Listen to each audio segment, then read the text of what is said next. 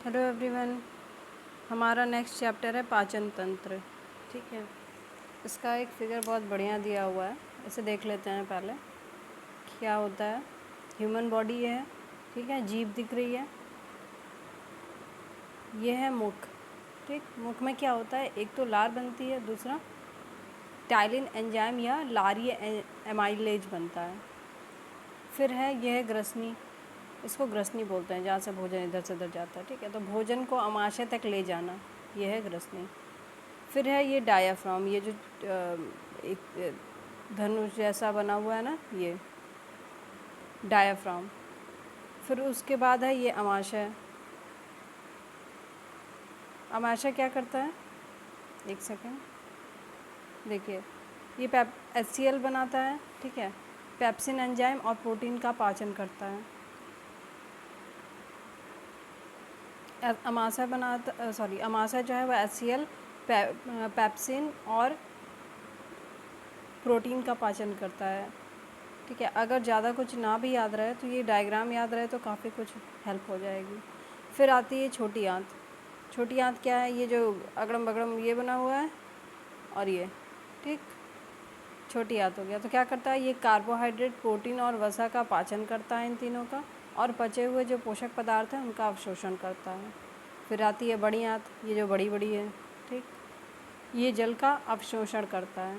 फिर यहाँ पे एंड में गुदा होता है, ये मल त्याग कर देता है। एक यहाँ पे आ जाते हैं हम, तो यहाँ पे है पित्ताशय, ये छोटा सा देख रहे हैं, ठीक है, ये पित्ताशय है। ये क्या करता है, वसा का इमल्सीकरण करता है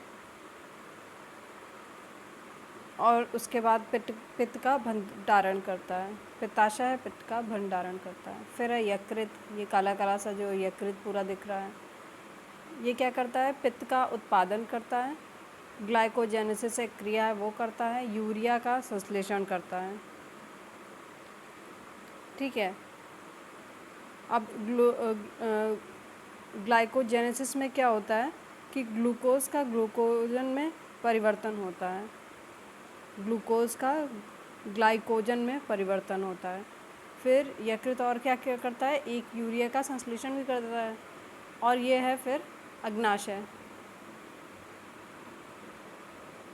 ठीक है, पैनक्रियाज बोलते हैं इसको, अग्नाशयी रस निकालता है ये अपेंडिक्स है। जो बड़ी आंत होती है उसके स्टार्टिंग में ये कुछ संरचना बनी होती है, इसे अपेंडिक्स कहते हैं। ये हमने फिगर देख लिया इसका। क्वेश्चन आंसर करते हैं। कड़वाहट के लिए मानव जीव का संवेदनशील भाग है,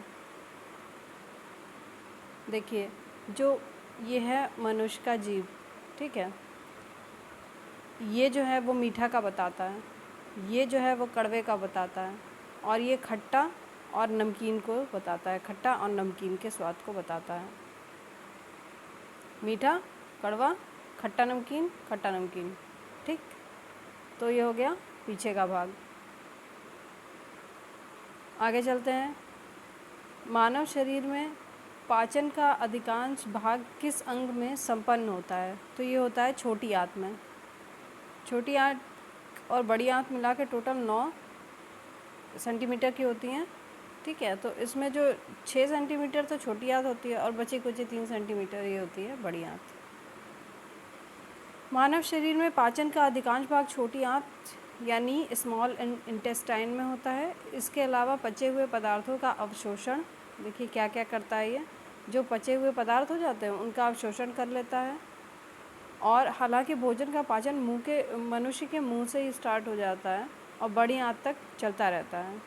ये इम्पॉर्टेंट क्वेश्चन है कि पूछे गए कि जो भोजन का पाचन है वो कहाँ से स्टार्ट होता है मनुष्य में, तो वो मुंह से ही स्टार्ट हो जाता है। क्वेश्चन नंबर 3, मनुष्य की मुख गुहा में निम्न में से किसका पाचन प्रारंभ होता है, तो मुख गुहा में कहाँ से, तो वो होता है कार्बोहाइड्रेट के। मनुष्य की मुख गुहा में जो लार होता है उसमें क्या होता है, एमाइलेज एंजाइम होता है। स्टार्च यानी कार्बोहाइड्रेट का एक रूप होता है, उसको क्या करता है, वो क्या करता है, माल्टोज और डेक्स्ट्रन में तोड़ देता है, ठीक है, माल्टोज और डेक्स्ट्रन में तोड़ देता है। इस प्रकार मुख गुहा में कार्बोहाइड्रेट का पाचन प्रारंभ होता है। क्वेश्चन नंबर 4, लार निम्न में से किसके पाचन में सहयोग होता है? तो स्टार्च के। ठीक है, लार का अपना बहुत इम्पोर्टेंट काम है। ठीक है, तो वो है पाचन का। लार के पाचन कार्यों में क्या क्या शामिल है? देख लीजिए इनके कार्य क्या है। भोजन को पहले तो गीला कर देता है, ये तो सबको पता है। ठीक है, मुंह में जाता ही भोजन गीला हो जाता है। भोजन का लुगदी बनाता है, ये भी दिखता है कि मुंह में लुगदी बन रही है, ताकि उसे आसानी से निगला जा सके। लार में एंजाइम एमाइलेज होता है। ठीक है, जो स्टार्च को शर्करा में तोड़ता है। स्टार्च को क्या करता है? शर्करा में तोड़ता है।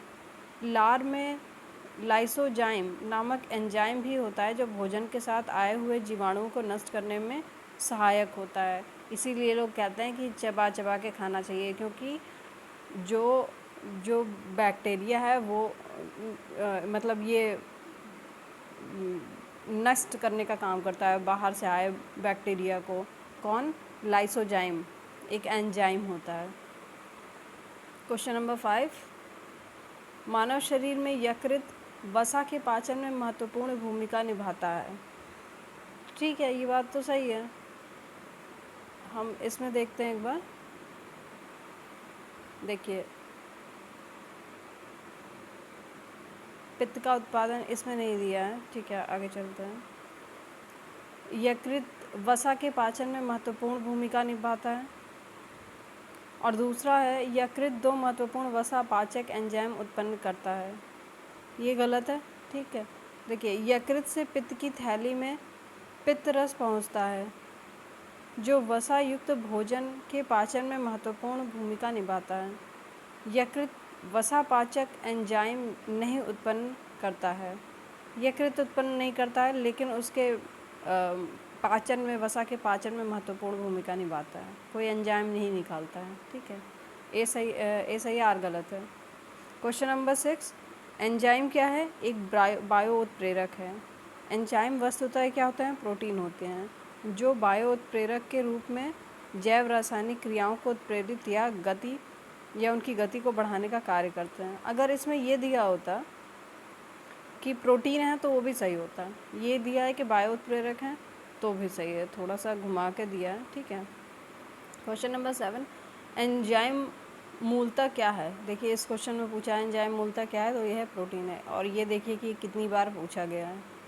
2013 तक पूछा गया है मेंस में, 6 बार। ठीक है, एंजाइम मूलतः क्या होता है? प्रोटीन होते हैं, जिनका निर्माण प्रायः नाइट्रोजनीय पदार्थों या अमीनो अम्ल के संश्लेषण द्वारा होता है। जैव क्रिया में एक विशेष प्रकार के एंजाइम एक विशेष कार्य को उत्पादित करते हैं। ठीक है, एंजाइम पर्टिकुलर काम कर रहा है। ये उसी प्रकार के कार्य हैं जिस प्रकार एक ताले को खोलने के लिए एक विशेष चाबी होती है। ठीक, क्वेश्चन नंबर 8, एंजाइम क्या है? प्रोटीन है। देखिए, उसके बाद भी एक बार आ गया। क्वेश्चन नंबर 9, निम्नलिखित में से कौन सा एंजाइम ग्लूकोज को इथेनॉल में परिवर्तित करने के लिए प्रेरित करता है? तो जाइमेज करता है। जाइमेज क्या है? एक एंजाइम है। ये क्या करता है? ग्लूकोज को इथेनॉल में परिवर्तित करता है।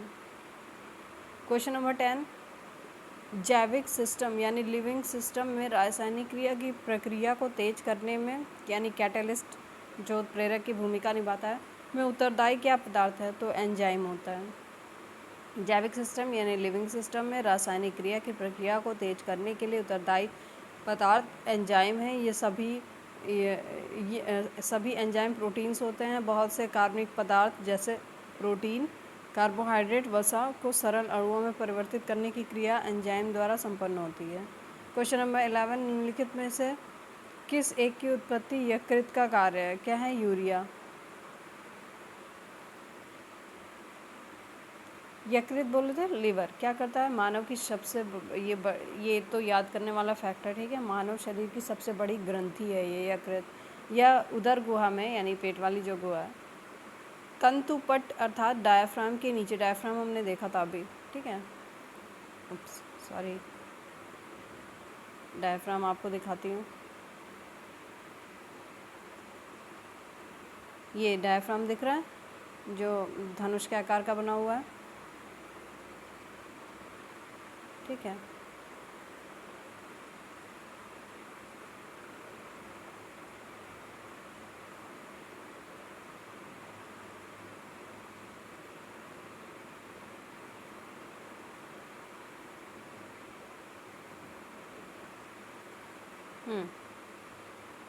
तो यकृत मानव शरीर की सबसे बड़ी ग्रंथि है। यह उदर गुहा में तंतुपट यानी डायफ्राम के नीचे आंत्रयोजनी अर्थात मेसेंट्री से संयुक्त गहरे लाल भूरे रंग का होता है। इसका रंग बता रहा है। इसका भार लगभग 3 पाउंड का होता है। मानव शरीर का एक महत्वपूर्ण पाचक अंग है जिसके द्वारा लगभग 500 क्रियाओं का संपादन किया जाता है। इसकी मुख्य क्रियाएं क्या है? यानी बाइल यानी पित्त रस का उत्पादन करना है, रक्त प्लाज्मा के कुछ प्रोटीन का उत्पादन करना है। इम्पॉर्टेंट रोल तो दिख रहा है। 500 क्रियाएं हैं, कुछ तो इम्पॉर्टेंट बहुत ज़्यादा होगा ही। ग्लाइकोजेनेसिस क्रिया द्वारा ग्लूकोज का ग्लाइकोजन में परिवर्तन करना है। रक्त में अमीनो अम्ल का नियमन और विषाक्त अमोनिया को यूरिया में परिवर्तित करना है। ओके, ये कार्य हैं। आगे चलते हैं। ये सारे लीवर के काम हैं, ठीक है। आगे चलते हैं। क्वेश्चन नंबर 12, लिपिड्स का पाचन निम्नलिखित में से कुछ की उपस्थिति में होता है। लिपिड्स का पाचन निम्नलिखित में से किसकी उपस्थिति में होता है? तो ये होता है पित्त अम्ल के और लाइपेज के। क्वेश्चन 12 का सी, पहला और दूसरा।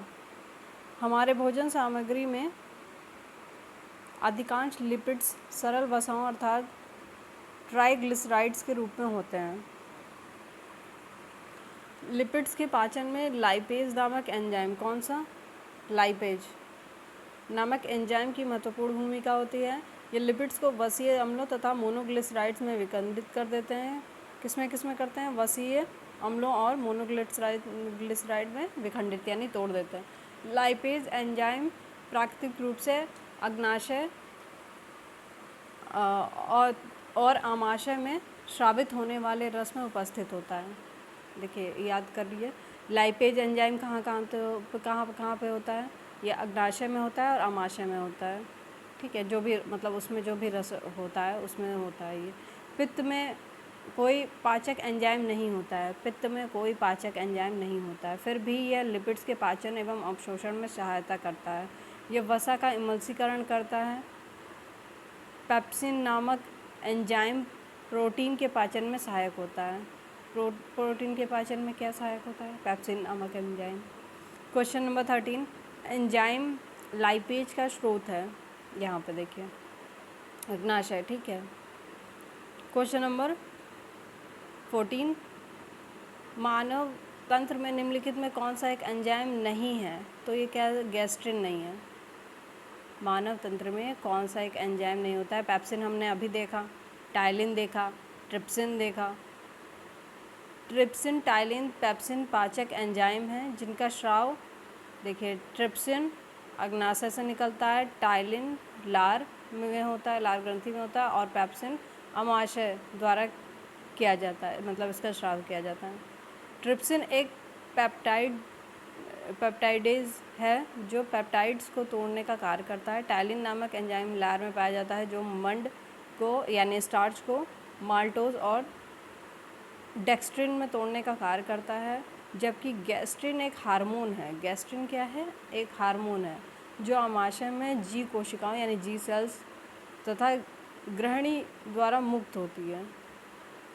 यह आमाशय के द्वारा गैस्ट्रिक अम्ल का श्रावण सीक्रेशन को उद्दीपित करता है। क्वेश्चन नंबर 15, मानव शरीर में प्रोटीन का पाचन निम्नलिखित में से किस अंग में प्रारंभ होता है? तो ये होता है अमाशय में। मानव शरीर में प्रोटीन का पाचन अमाशय में प्रारंभ होता है। हालांकि पाचन का अधिकांश भाग छोटी आंत में संपन्न होता है तथा पचे हुए पदार्थ का अवशोषण भी मुख्यतः छोटी आंत में होता है। आगे चलते हैं। क्वेश्चन नंबर 16, हमारे आहार में सभी प्रोटीनों का पाचन केवल क्षुद्रांत में होता है। ओके, ये तो गलत है, ठीक है। और हमने देखा और में भी होता, भी हम देखते हैं उसमें आगे। अग्नाशय से प्रोटीनों का पाचन करने वाली एंजाइम को क्षुद्रांत में छोड़ा जाता है, ये सही है। इसका एक्सप्लेनेशन देते हैं। आहार नाल में प्रोटीनों का पाचन आमाशय में ही प्रारंभ हो जाता है। जो प्रोटीन का पाचन है वो स्टमक आमाशय में ही स्टार्ट हो जाता है, जिसके लिए जठर रस में पेप्सिन नामक एंजाइम भोजन के लिए प्रोटीन को पेप्टिन में बदल देती है। आमाशय के पश्चात भोजन जब ग्रहणी ड्यूडेनम में पहुंचता है, ड्यूडेनम बोलते हैं, ठीक है। आमाशय के पश्चात भोजन जब ड्यूडेनम यानी ग्रहणी में पहुंचता है तो अग्नाशय द्वारा अग्नाशयिक रस भोजन से जाम मिलता है, जिसमें प्रोटीन के पाचन के लिए ट्रिप्सिन नामक एंजाइम होता है, जो प्रोटीन को पॉलीपेप्टाइड में परिवर्तित कर देता है। इतना जानने की ज़रूरत नहीं है, मतलब फॉर नॉलेज इज़ गुड, लेकिन यहाँ तक के लिए ठीक है, आधा यहाँ तक के लिए ठीक है। क्वेश्चन नंबर 17, प्रोटीन के पाचन में सहायक एंजाइम है ट्रिप्सिन। प्रोटीन के पाचन में कौन सा एंजाइम सहायक होता है? ट्रिप्सिन। क्वेश्चन नंबर 18, स्टार्च को जल अपघटन से ग्लूकोज बनाने वाला एंजाइम कौन सा है? स्टार्च को जल अपघटन की क्रिया से ग्लूकोज में बनाने वाला एंजाइम कौन सा है? एमाइलेज। ये क्या करता है? ये एमाइलेज क्या करता है? एंजाइम जो है लार ग्रंथियों तथा इनका स्राव जो होता है वो लार ग्रंथियों और अग्नाशय द्वारा पैनक्रियास द्वारा होता है, जो कि भोजन में स्टार्च यानी मंड की जल अपघटन से ग्लूकोज को निर्मित करते हैं। क्वेश्चन नंबर 19, कौन से परिवर्तन से एंजाइम ट्रिप्सिन उत्प्रेरक का कार्य करता है? तो प्रोटीन को अमीनो अम्लों में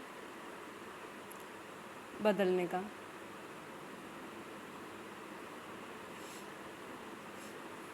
क्या होता है?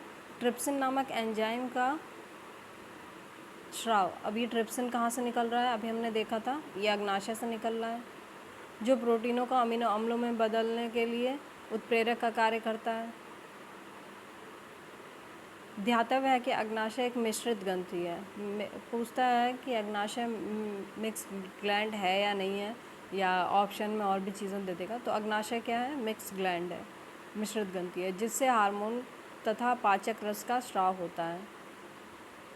पाचक रस क्षारीय होते हैं, जिन्हें अग्नाशय क्रिया यानी रस भी कहते हैं। अग्नाशयिक रस, ठीक है। क्वेश्चन नंबर 20, मानव शरीर में पुच्छ कौन सी संरचना से संलग्न होता है? तो बृहदांत बोलते हैं उसको। देखिए, मानव शरीर में स्थित पुच्छ या कृमि रूप परिशेषिका एक अवशेषी अंग है। अवशेषी मतलब बच गया, कुछ वेस्टेज टाइप का, कुछ ऐसा ही, वेस्टिजियल ऑर्गन बोलते हैं। ये छोटी और बड़ी आंत के जोड़ के पास स्थित होता है। इसके आकार छोटे कृमि, छोटे वॉर्म की तरह होता है, जो बड़ी आंत से सीकम द्वारा जुड़ा होता है। आरंभ में जीवन पूर्णतः शाकाहारी था, जिसमें सेलुलोज युक्त पत्तियों के पाचन में इस अंग का उपयोग किया जाता था। मतलब ये कभी बहुत इम्पोर्टेंट हुआ होता होगा, है ना, आज नहीं है। कालांतर में मानव सभ्यता के विकास के साथ मनुष्य के सर्वाहारी होने के कारण इस अंग का कार्य समाप्त हो गया। इस प्रकार यह अंग वर्तमान समय में अवशेषी मात्र रह गया है, जबकि शाकाहारी जंतुओं, बैल इत्यादि में सेलुलोज पाचन हेतु पुच्छ आज भी विकसित अवस्था में हैं। क्वेश्चन नंबर 21, मानव शरीर में क्षुद्रांत के 3 संरचनात्मक भागों की लंबाई का कौन सा सही ह्रासवान क्रम है? मतलब वो लंबाई, मतलब उनकी लंबाई का क्रम पूछ रहा है, कौन छोटा है सबसे ज़्यादा। यहाँ पे देखिए, ग्रहणी यानी ड्यूडेनम जो होता है वो 25 सेंटीमीटर का होता है। जेजुनम बोलते हैं यानी मध्यांत्र होता है, वो 2.5 सेंटीमीटर का होता है। और इलियम बोलते हैं यानी शेषांत्र बोलते हैं, 3.5 सेंटीमीटर का होता है। ठीक है, तो सबसे बड़ी ये हो जाएगी, सेंटीमीटर और मीटर में अच्छा अलग अलग है, ठीक है। तो हमने देख लिया कि सबसे छोटी फिर ये हो जाएगी, ठीक, शेषांत्र, फिर मध्यांत और फिर ग्रहणी। मानव शरीर में उपस्थित क्षुद्रांत या छोटी आंत स्मॉल इंटेस्टाइन आहार नाल का एक भाग है जो कि अमाशय तथा बड़ी आंत के मध्य स्थित होता है। अमाशय और बड़ी आंत के मध्य में होता है। छोटी आंत यानी स्मॉल इंटेस्टाइन अमाशय और बड़ी आंत के मध्य में स्थित होता है। इसमें अधिकांश भोजन का पाचन होता है और पचे हुए भोजन का अवशोषण होता है।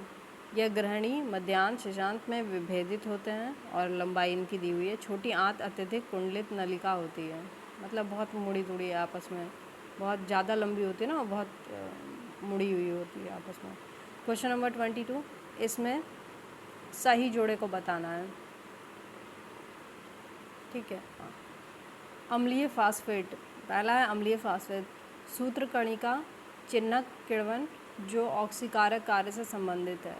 बी है ई कोलाई प्रतिबंधित एंडोन्यूक्लियस सेकंड डीएनए को विशिष्ट स्थलों पर काटने के लिए। और तीसरा है एक्रोसिन अंडे के कार्टिकल कणों द्वारा स्रावित जो बहुशुक्राणु निषेचन को रोकता है। डरने की ज़रूरत नहीं है, ठीक है, कतई डरने की ज़रूरत नहीं है। ये आरएस वगैरह में पूछा गया था, ठीक है। और चौथा है सक्सिनिक डिहाइड्रोजिनेस, ठीक है, ये क्या करता है कि लाइसोसोमल चिन्हक एंजाइम है जो उपापचयों का जल अपघटन करता है। इसमें बी वाला ऑप्शन सही था।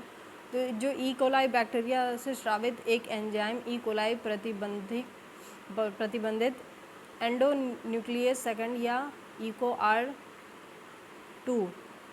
आर टू डीएनए को विशिष्ट स्थलों पर काटने के लिए प्रयुक्त होता है। क्वेश्चन नंबर 23, निम्नलिखित में से, ये समझ लीजिए एक तरह का कैची है और कुछ नहीं, जो काटने का काम करता है डीएनए को। क्वेश्चन नंबर 23, निम्नलिखित में से कौन सा लार की सहायता से पच जाता है? तो यह है स्टार्च। क्यों? क्योंकि स्टार्च को शर्करा में तोड़ दिया जाता है। क्वेश्चन नंबर 24, अभिकथन है मानव शरीर सेल्यूलोज के पाचन में अक्षम है। भाई ऐसा तो नहीं होना चाहिए था, अक्षम है, अच्छा सेल्यूलोज के लिए, हाँ ठीक है, सेल्यूलोज का पाचन जानवरों में होने लगा है, मतलब होता है, मनुष्य में उतना ज़्यादा वो वर्क नहीं करता, ठीक है, तो ये बात तो सही है। मानव शरीर में स्टार्च अपघटक एंजाइम डायस्टेट विद्यमान रह होता है, तो ये भी ठीक है। जो मानव शरीर में जो स्टार्च है अपघटक एंजाइम डायस्टेज विद्यमान रहता है। मानव शरीर सेल्यूलोज के पाचन में अक्षम है। मानव शरीर के पाचन तंत्र में सेल्यूलोज को पचाने वाले एंजाइम नहीं हैं, परंतु स्टार्च अपघटक एंजाइम लारिए डायस्टेज स्लाइवेरी डायस्टेज जो स्टार्च को माल्टोज में तोड़ता है मनुष्य लार में पाया जाता है। अतः दोनों सही है, कथन कारण दोनों सही है, परंतु डायस्टेज की वजह से सेल्यूलोज का पाचन नहीं होगा, यह तर्कसंगत नहीं है। ठीक है, डायस्टेज की वजह से सेल्यूलोज का पाचन नहीं होगा, ऐसा कहना गलत होगा, ठीक, तो इसीलिए ऑप्शन बी सही हो जाता है। वैसे तो दोनों सही हैं, लेकिन आर ए का सही स्पष्टीकरण नहीं है। क्वेश्चन नंबर 25, मानव शरीर में अतिरिक्त ग्लूकोज ग्लाइकोजन में परिवर्तित होकर किस में भंडारित होता है? तो ये यकृत में होता है, लिवर में होता है। क्वेश्चन नंबर ये देख लीजिए इसका, मानव शरीर की सबसे बड़ी ग्रंथि यकृत है। मानव शरीर की सबसे बड़ी ग्रंथि कौन सी है? यकृत है, जिसका मुख्य कार्य रक्त में उपस्थित अतिरिक्त ग्लूकोज को ग्लाइकोजन में परिवर्तित करके संचित करना है। आवश्यकता अनुसार यह ग्लाइकोजन ग्लूकोज में बदलकर शरीर को ऊर्जा प्रदान करता है। क्या किया इसने? रक्त में उपस्थित ग्लूकोज को ग्लाइकोजन में बदला और फिर ग्लाइकोजन जो है ग्लूकोज में बदल के, जब भी ज़रूरत पड़ती है ग्लाइकोजन को वापस ग्लूकोज में बदल के शरीर को ऊर्जा देता है। इस प्रकार यकृत अतिरिक्त शर्करा और ऊर्जा में सामंजस्य बनाए रखता है। क्वेश्चन नंबर 26, 10 दिन से अधिक दिन तक उपवास करने पर लिवर पर क्या प्रभाव पड़ेगा? लिवर में ग्लूकोज स्तर कम हो जाएगा, ग्लूकोज का स्तर ही कम हो जाएगा, ठीक है। क्वेश्चन नंबर 27, यकृत एवं मांसपेशियों में ऊर्जा जमा होती है ग्लाइकोजन के रूप में, ऊर्जा ग्लाइकोजन के रूप में होती है। मानव शरीर की कोशिकाओं को कार्य करने के लिए ऊर्जा की आवश्यकता होती है। यह ऊर्जा किससे किससे किससे मिलती है? शुगर है, वसा है, प्रोटीन है, इनसे मिलती है। और शुगर शरीर में ग्लाइकोज में परिवर्तित हो जाती है, जो एक सरल शर्करा है, या अवशोषित होकर रक्त से विभिन्न अंगों ऊतकों में पहुंचती है। यकृत मांसपेशियों में मुख्यतः ग्लूकोज या ऊर्जा ग्लाइकोजन के रूप में जमा होती है। ये भी हमने अभी यहाँ पे भी पढ़ा था, सॉरी यहाँ पे नहीं, यहाँ पे पढ़ा था। क्वेश्चन नंबर 28, मानव शरीर की सबसे बड़ी ग्रंथि कौन सी होती है? यकृत होती है, हमने अभी देखा था। ग्लैंड जो होता है वो लिवर होता है सबसे बड़ा, जबकि शरीर की सबसे बड़ी अंतःस्रावी ग्रंथि जो होती है वो थायराइड होती है, सबसे बड़ी अंतःस्रावी ग्रंथि। ठीक है, एंडोक्राइन ग्लैंड जो होता है वो अवटु ग्रंथि बोलते हैं, यानी थायराइड ग्रंथि होती है। यकृत लगभग कितना 15 से 22 सेंटीमीटर लंबा चौड़ा और भार में लगभग 1.5 किलोग्राम का होता है। यह एक प्रमुख पाचक ग्रंथि है जो कि कार्बोहाइड्रेट उपापचय, वसा उपापचय, पित्त का श्रावण इत्यादि करता है। क्वेश्चन नंबर 29, मानव शरीर में सबसे बड़ी ग्रंथि है, हमने यकृत देख लिया है। क्वेश्चन 29, 30, निम्न अंगों में से पित्त का संचय किस में होता है? तो पित्ताशय में होता है। पित्त का संचय पित्ताशय। पित्त यानी बाइल का श्रावण यकृत द्वारा होता है, किंतु इसके संचय का कार्य पित्ताशय करता है, गॉल ब्लैडर बोलते हैं इसके अलावा यह यकृत से आए पित्त से जल सोखकर इसका अत्यधिक सांद्रण भी करता है, कंसंट्रेशन, जल सोखने का काम कर रहा है। पित्ताशय लगभग 8 सेंटीमीटर लंबी तथा 4 सेंटीमीटर चौड़ी अंडाकार यानी ओवल थैली है, जो कि उदर गुहा में उपस्थित होती है। ठीक है, क्वेश्चन नंबर 31 देखते हैं। शरीर के किस भाग में पित्त का निर्माण होता है? तो ये होता है यकृत, लिवर में, यकृत। क्वेश्चन नंबर 32, पित्ताशय में उपस्थित पत्थर निम्नलिखित में से किसका पाचन श्रावित करता है? तो यह है वसा का। पित्ताशय यकृत से उत्पन्न पित्त का भंडारण करता है। ठीक है, यकृत में पित्त रस निकलता है और पित्ताशय उसका भंडारण करता है। पित्ताशय के अंदर पित्त अवयवों के संघनन से बना हुआ रवाकृत जमा ही पित्त की पथरी है। ठीक है, इतना समझने की बजाय बस ये समझ लीजिए कि जो भी पित्ताशय में जो भी चीज़ें निकलती हैं ना, उसकी वजह से एक पित्त की पथरी बन जाती है। पित्त की पथरी वसायुक्त तो भोजन के पाचन में समस्या उत्पन्न करती है। पता नहीं आपने कभी ऐसा अपने आसपास कोई केस देखा है कि नहीं, क्योंकि ये बहुत कॉमन हो गया था, पथरी बनना, लोगों को पथरी की समस्या होना। ओके, क्वेश्चन नंबर 33, सामान्य मानव के संदर्भ में निम्न कथनों पर विचार कीजिए। HCl की मौजूदगी की अनुक्रिया के रूप में ग्रहणी से सेक्रेटिन उत्पन्न होता है, पहला सही है। दूसरा है वसीय अम्लों की मौजूदगी की अनुक्रिया के रूप में क्षुद्रांत से एंटीरोगेस्ट्रॉन उत्पन्न होता है, दूसरा भी सही है। ठीक है, हम इसका एक्सप्लेनेशन अभी देखते हैं। सी ऑप्शन देखिए, सेक्रेटिन नामक हार्मोन का श्रावण काइम की अम्लीयता से प्रोत्साहित होता है, जो कि जठरीय श्रावण को रोकता है। क्षुद्रांत द्वारा एंटीरोगेस्ट्रॉन नामक हार्मोन का श्रावण होता है। अभी देखिए, इसमें कुछ बहुत ज़्यादा बहुत ज़्यादा समझने वाला तो है नहीं, इससे ये निकल रहा है। ठीक है, और यह एक हार्मोन है, तो समझने वाली चीज़ और याद करने वाली चीज़ है। क्वेश्चन नंबर 34, निम्नलिखित में से कौन सा एंजाइम प्रोटीनों का अमीनो अम्ल में विघटित करता है? तो पेप्सिन होता है। प्रोटीन को अमीनो अम्लों में विघटित यानी तोड़ने का काम करता है, तो क्या होता है? पेप्सिन होता है। प्रोटीनों का पाचन आमाशय में होता है। ठीक है, आमाशय में पेप्सिन नामक एंजाइम प्रोटीनों को छोटे पॉलीपेप्टाइड तथा उनके घटक अमीनो अम्लों में विघटित करता है। क्वेश्चन नंबर 35, ये सूची में मिलान करना है। टाइलिन क्या करता है? ये स्टार्च को पचाता है, हम यहाँ से देख लेते हैं डायरेक्ट। ठीक है, टाइलिन क्या करता है? स्टार्च को पचाता है। पेप्सिन प्रोटीन को पचाता है।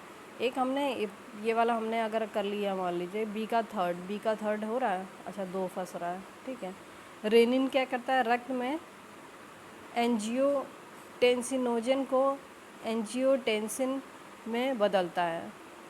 ठीक है, और ऑक्सीटोसिन क्या करता है? मस्टर्ड यानी स्मूथ मसल्स में सिकुड़न प्रेरित करता है। ऑक्सीटोसिन क्या करता है? एक एंजाइम है, ये क्या करता है,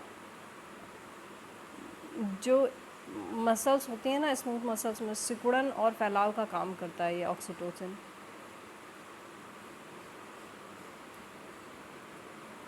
ठीक है, फिर से देख लेते हैं। टाइलिन स्टार्च को पचाता है, पेप्सिन प्रोटीन को पचाता है, रेनिन रक्त में एंटियोटेंसिनोजन को एंटियोटेंसिन में बदलता है, और ऑक्सीटोसिन क्या करता है? स्मूथ मसल्स में सिकुड़न पैदा करता है, उत्प्रेरित करता है। मतलब यहाँ पे फिर से एक सूची आ गई है, ऐसे मिलान करना है। विटामिन क्या है? कैरोटीन। कैरोटीन एक विटामिन है। एंजाइम क्या है? तो पेप्सिन एक एंजाइम है। हार्मोन क्या है? टेस्टोस्टेरोन या प्रोजेस्टेरोन जो होता है, ये हार्मोन होता है। और प्रोटीन क्या होता है? केराटिन होता है, ये बालों में होता है, नाखून में होता है। ठीक है, क्वेश्चन नंबर 37। ठीक है, द्राक्षा शर्करा है, फल शर्करा है, दुग्ध शर्करा है, चीनी है, और स्टाविया है। स्टाविया। तो पहले का चौथा द्राक्षा शर्करा ग्लूकोज है। बी का पहला है, यानी फल शर्करा फ्रक्टोज है। फल को फ्रक्टोज से मिला दीजिए। और दुग्ध शर्करा क्या है? लैक्टोज है। ये तो सबको याद होगा, दुग्ध शर्करा में लैक्टोज होता है। चीनी क्या है? चीनी में सुक्रोज होता है। स्टाविया क्या है? प्राकृतिक स्वीटनर है। स्टाविया क्या है? प्राकृतिक स्वीटनर है। ठीक है, द्राक्षा क्या है? ग्लूकोज है। फल शर्करा फ्रक्टोज, दुग्ध शर्करा लैक्टोज, चीनी सुक्रोज, स्टाविया प्राकृतिक स्वीटनर। ठीक, क्वेश्चन नंबर 37 हो गया। ये हमारा 38 जो है, ग्लूकोज का सूत्र पूछ दिया है। नहीं, ये कुछ और किया है। 38 में पूरा क्लियरली, अच्छा यहाँ पे दिया है, सॉरी, आधा यहाँ दिया है। क्वेश्चन नंबर 38 में ग्लूकोज का सूत्र पूछ लिया है, तो ये हो जाएगा C6H12O6। ग्लूकोज क्या है? एक सरल कार्बोहाइड्रेट है। ठीक है, ग्लूकोज क्या है? एक सरल कार्बोहाइड्रेट है। इसका रासायनिक सूत्र C6H12O6 है। यह जल, एसिटिक अम्ल तथा कई अन्य विलायकों में घुलनशील होता है, स्वाद में मीठा होता है। हमारा ये चैप्टर कंप्लीट हो गया। नेक्स्ट हमारा विटामिन एंड पोषण होगा। ठीक है, थैंक यू।